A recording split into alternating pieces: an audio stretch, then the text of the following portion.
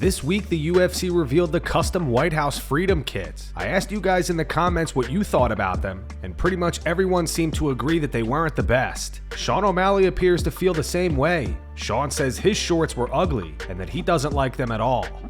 I saw the fight kit. I saw the shorts. I saw what I'm wearing.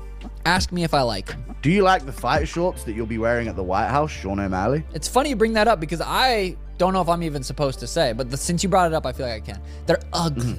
Mine were ugly. I don't like them. I don't like them.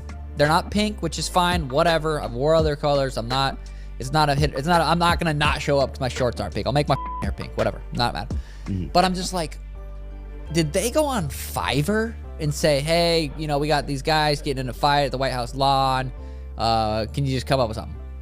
I'm like, bro, when I was wearing them, they're white, which is whatever. I love white, Dana White, you know, soy blanco. Pero it's like, they weren't, I didn't love them. I will say I like the white because I do truly believe I'm gonna crack Amen. I'm going to bloody his nose. I think I'm going to hit him a lot. I think he's going to be very tough. I think he's going to be very durable. I think I'm going to beat the out of him, kind of like Chris Moutinho-esque. I'm excited for my white shorts to be red. Like, I'm going to see how red I can get my white shorts from his blood. But overall, didn't love him. Didn't love him. Khamzat Chimaev and Dillon Danis are set to compete in a wrestling match at RAF 10 on June 13th. The same card will also feature Arman Tsarukyan versus Tony Ferguson. This will mark Khamzat's debut for Real American Freestyle, while Dillon is coming off a loss to Colby Covington in his most recent appearance. Dillon posted this on X after the news broke, a photo of Khamzat pulling guard in the fight against Sean Strickland. It says, "I kill everybody," and Dillon added Khamzat. Dana White has sent a letter to Donald Trump asking for help reversing the 90% limit on gambling loss deductions for U.S. taxpayers, which became law last year. The change reduced the deduction from 100% to 90%, and Dana believes it could negatively impact the UFC by pushing more people away from legal sports betting. In the letter, Dana wrote, "Mr. President, I wanted to personally thank you for getting the one big beautiful act across the finish line. It was a heavy lift, and it sent a clear message that your administration is serious about keeping America's economy strong. I write today to raise an issue we have discussed in the past, the need to reverse the 90% limit on gambling loss deductions for U.S. taxpayers included in the OBBBA. I believe Congress should fix this issue as the policy is already creating problems. The current law makes it irrational to bet in the United States because you could end up owing taxes even when you lose or having a tax bill that exceeds your winnings for the year. Furthermore, this has the impact of setting back your signature policy, no tax on tips, which greatly benefits Nevadans because gamblers who win big tip big. But now that this 90% limitation exists, gamblers are less likely to be generous if they even gamble at all. Beyond that, the change has knock-on effects for businesses like mine. The UFC supports a healthy legal sports betting market to drive fan engagement, broadcast value, and sponsorships. When legal betting is discouraged, it hurts the ecosystem we've spent years building in partnership with the state regulators and licensed operators. It also undercuts the transparency and integrity protections that legal betting provides for professional sports. Fixing this deduction issue would send a strong signal that the United States supports common sense regulation. You've always stood up for fighters, fans, and American businesses. This is another opportunity to do exactly that. Respectfully, Dana White." The beef between Ariel Helwani and Sean Strickland has continued to escalate. The situation started after Ariel criticized Sean for all of the trash talk directed at Khamzat Chimaev leading up to UFC 328, only for Sean to hug him after the fight and claim the trash talk was just to help sell the matchup. Ariel called it fraud, cowardly shit. Sean later fired back at Ariel, calling him a leech and saying he never respected him. Sean followed up saying he personally thanked me once for standing up for Israel during the 7th attacks. I stand by that. Over the course of it, my views dramatically changed. It went from hostage rescue to collective punishment aimed at women and children. I would say without a doubt that the AIPAC joke may have rubbed him the wrong way from how much he said Israel support mattered to him. So again, you are a weak man who I will continue to avoid. Yesterday, Ariel responded to Sean with a fake apology on his show. I did want to start the show off with an apology. Was thinking about it, was deliberating in my mind, ruminating, if you will, and I'd like to apologize to Sean Strickland. I went too far yesterday. I went too far. I got caught up, heat of the moment. My emotions get the best of me, criticized him for the pre-fight banter, criticized him for the apology about the pre-fight and the post-fight. I just want to apologize from, one American to another. Let me tell you something, you guys. That's what real Americans do. That's what real men do. We apologize when we take it too far, when we cross the... I'm just joking. I'm not going to apologize because I said nothing wrong. I said nothing wrong. When the heat gets a little too hot in the kitchen, you don't back down and apologize. You stand by what you say. And especially when you're talking about someone's character and family and religion, you don't change your stance because you went 25 minutes with them. You don't tell the people that you've just been hoodwinked. You got them hook, line, and sinker, and it was just to sell the fight. That wasn't real. That's not what I'm all about. No, absolutely not. We don't apologize for anything that we've said. Nina Drama got involved in the situation and defended Sean Strickland. She wrote, "My response to Ariel Helwani. The entire fight week you chastised Sean and made it a point to talk about how he went too far, how you didn't agree with what he was saying in the press conferences, and now you're upset that he apologized. Being a man is also taking accountability for what you say when you're wrong, and Sean is man enough to do that, and he did it on a world stage. In a time when we need less division, especially with the human rights crisis going on between Israel and Palestine, wouldn't you want to see two people of separate beliefs and religion come together and make amends? And now you make a joke of it. And let's not forget, things were said on both sides, and in the end, all you saw was love and respect between Sean and Khamzat. Two absolute warriors making peace after one of the biggest blood wars in the last decade. Weird hill to die on, Ariel." Privately, Sean and I talk about the things that we disagree on all the time. Publicly, I'm not going to go out there and denounce everything he says that I don't agree with. I don't do that. But for this, I don't know. This whole take that Ariel has on Sean is wrong. It's absolutely wrong. And it's insane. It's like this entire fight week, all you do is chastise Sean, talking about how can you say these things? How can you go this far? How can you take it too far? When is enough enough? And now that Sean apologized, now you're going to get on him for apologizing for the things he said? Saying that, only men, they double down and they mean what they say. They don't backtrack. No. Men take accountability for the things that they say when they're wrong. And they take accountability for the things that they do when they're wrong. That's what a real man is.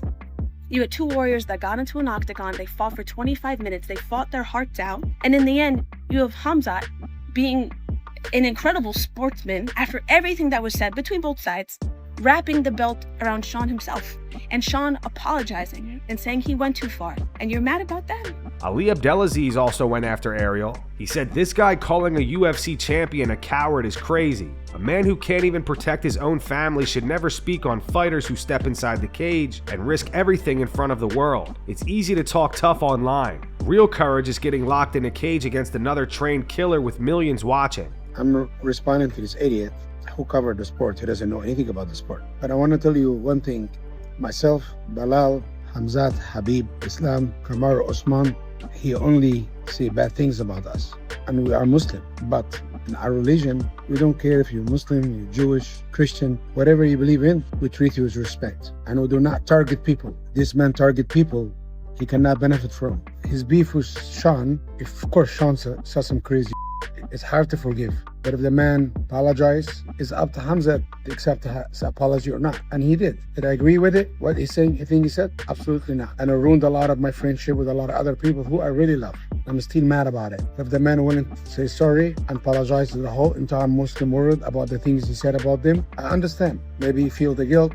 Maybe God guided him. Whatever happened, happened. But you cannot say about two guys who went in there 25 minutes, killed themselves, and if they shake hands, it's up to them. They grown men, they can make their own decisions. But see, Habib never shake Conor's hand because Conor wasn't saying it to seal the fight. Conor really meant it. Maybe Sean said it because he's misinformed or he ignorant. I think he's ignorant. Do I like Sean Strickland? No, I don't like him. But I respect he apologized. Yes, I do. Sean Strickland responded to Ali. He said, "Me and Ali are finally seeing eye to eye." Marvin Vettori and Henry Cejudo also had words for Ariel. Mind you, both of them are managed by Ali Abdelaziz. Marvin said, "Ariel, that's why people like you are cancer. You spread hate and always did it just for the sake of it, but also never fight your own wars. Reminds me of someone." And Henry said that big-nosed bandit needs to stop smelling everybody's crotch. Earlier this week, Joshua Van blamed Alexandre Pantoja for injuring his arm during their fight at UFC 323. Van says that when he first started training MMA, one of the first things he was taught was how to fall properly.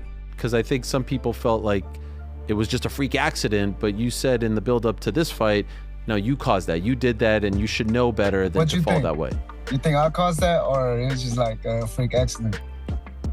Honestly, I lean to injuries in a fight are a tricky one. When someone hurts their knee because of leg kicks and then they take a step back, I would say that the person caused it. But I thought that one, being 100% honest, was a freak accident because it was so close. It was so early in the fight. It was 20-something seconds in. I'm not saying you shouldn't be the champion, by the way. Injuries happen. You can't continue. You win fair and square. I never took anything away from you, but I would err on more of the freak accident side as opposed to it was caused side, just being honest. I mean, that's your opinion, but like I said, man, we were like, when I first walked into the gym, they taught us how to fall, you know, and they taught us not to pose our hand like that. And, you know, he's a black belt, and I think he should know how to fall. Alexandre Pantoja responded to Joshua Van by posting a video of himself practicing the same head kick he fell from that caused his injury during their fight.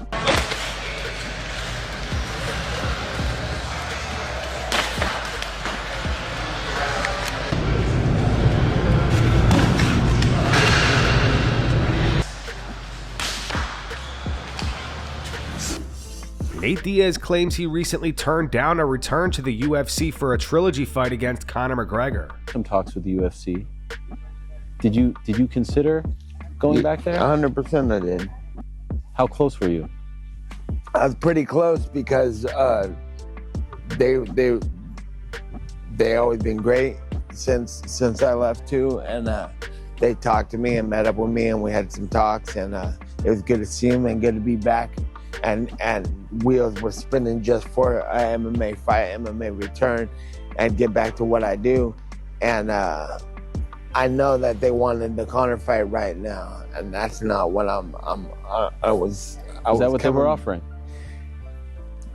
They were insinuating. They didn't offer it, but I think that's what they wanted. And I'm like, I'm not trying to be comeback story for Conor. You know what I'm saying? I'm like, I want Conor back.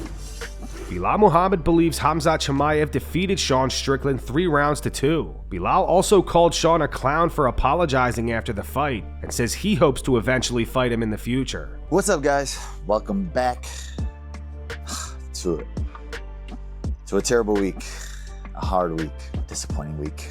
He won. Mother Fudger won. Why? Why did this happen to us? Why did this happen to me? Let's talk about it. My man, Khamzat Chimaev, didn't look right? He didn't look like the same wolf, like the killer. By the second round, when he pulled him on top, I was like, man, something's wrong, something's going on. I don't know if it was a weight cut issue, adding too much muscle, if he was going up to 205. Could have been a lot, right? There could have been anything. What I'm hearing the most out of all of this, and even not for myself, was giving Strickland his credit for stuff that he did, right? Everything's, Khamzat did this wrong. Khamzat, it was the weight cut, it was the strength conditioning coach, it was the rehydration. I mean, that just means everybody knows Strickland sucks. No, but some unreal stuff. I don't know what Khamzat's gonna come out and say. People are gonna come out and say excuses this, excuses that. I still thought he won the fight 3-2, if I'm being honest. I thought he was landing harder shots on the feet. Strickland was landing a lot of jabs. He defended a couple takedowns, but damage-wise, he did break Strickland's nose. But Khamzat was a little bit beat up himself. He did have swollen face, lips. I think it also comes down to the judges assuming that Khamzat could only win by taking him down. I think Khamzat got good people around him. Right team around him. I think he's going to keep a good mentality about this. He looked like he had a good mentality about it after the fight, and I'm excited to see what next. I'm excited to see his first interview out, and I'm excited to see what he says about it, and I'm not excited to see Strickland talk. Because I will say this, even though the clown apologized, and I apologize to my Muslim fans, I was just promoting a fight. No, it's not promoting a fight when you're talking about religion. He always plays that role, right, of saying stupid stuff, and then afterward, I love this guy's the best, blah, blah, blah. No, when you're talking about religion, you're talking about family, that hits different. So I hope to one day step in the cage with that clown before it's all said and done and just make him bleed. After defeating Khamzat Chimaev and becoming a two-time UFC middleweight champion, Sean Strickland has revealed that he suffered multiple injuries and could be out of competition for quite some time. Sean posted this on X today. He wrote type 2 AC separation, extended type V-slap tear, partial rotator cuff tearing / tendinosis. Gonna have to walk this one off. So according to reports, those are some pretty serious shoulder injuries, and depending on the severity, Sean could potentially need surgery and be out of action for a while. Even if he avoids surgery, recovering from multiple shoulder injuries at once could still keep him sidelined for the foreseeable future. Khamzat Chimaev posted a video to his Instagram story last night explaining why he was friendly with Sean Strickland despite all of the trash talk leading up to the fight. Assalamu alaikum vizhi. Nedres var zaman gettin can dazi do vizhi. Afa sagat yaş kluba. O yerlerde da ama hasta olmuş bu bu da lazım da. Ben o şeyi motivasyon oluşuyor. Vay koy sadaka leştu. Aka ويردو أتا همش از كانتو ديتن همش حقوق دوت همش ديتن شو تاحشت كي كوندلا فويت كوندلا تا عيدل دات سو يشن شو تاح تساقيتيني يشوى شو تاح ليتا هم دات ليش ولا سيد كي شو لتي زويدين ويلت لو شو ويد عليتا ويبهندنا والله يزن شو دام دات قد كنت في بويد عمايا كوارتوات عشان انتير والبخ شو ساقا انتير ساقول ساق. At UFC 328, King Green defeated Jeremy Stephens via rear naked choke in the first round. Last night, Green ran into former world champion boxer Adrien Broner, where he told Broner that he's always looked up to him. You know how the coach is screaming at Rocky? That's how they gonna be screaming at you. It's three of them. Three of them. Oh,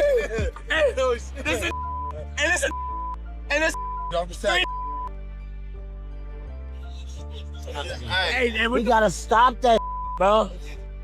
Hey, you're a motherfucking legend. I just want to tell you that. I always looked up to you, and that's coming up in the days of boxing. Appreciate you, man. Real recognized. Am I going to jail? Am I going to get bailed out before the flight? No. I'm trying to get in the ring. I can't go to jail now. I've been trying to get this in the ring with me. Go to jail. And box. It wasn't me. I want to box this little and I want to box around with you too. That's cool. I'm done boxing everybody. You know what I'm saying? Wait a minute, man. Remember wanting to bail you out. Huh? Nobody bailed me out. I'm not going to jail. Why you didn't call me on my Things then took a bit of a turn when Green and Broner started talking about fighting each other. But he didn't fight everybody. I'm about 55 right now, pro fights, you know what I'm saying? I don't care. You ain't fought nobody that I fought, and you don't got the experience I got. I agree. But you ain't never seen a like me. Trust me. You ain't never seen like him though. Different. Hey, they about the same size. And you about the same size. And that's gonna wrap it up for today's video. If you enjoyed, make sure to hit the like button, subscribe to the channel, and turn on notifications so you never miss an upload. Here are the 3 top comments from last video. The first one's from John O. Harper. It says the irony of Helwani calling someone else a coward. The second one's from Juice2620. It says when Ariel gets the high-pitched emotional outburst voice, I tune out. And the final one's from Madison. It's in reference to Roger Jackson going to jail for 90 days for the assault on Psycho Stu. It says 90 days for attempted murder caught on film is crazy. If you want to be featured in our next video, all you have to do is drop a comment down below. Also be sure to check out our latest video essay on why MMA fans are turning on Dana White. It's on screen right now. And as always, thanks for watching.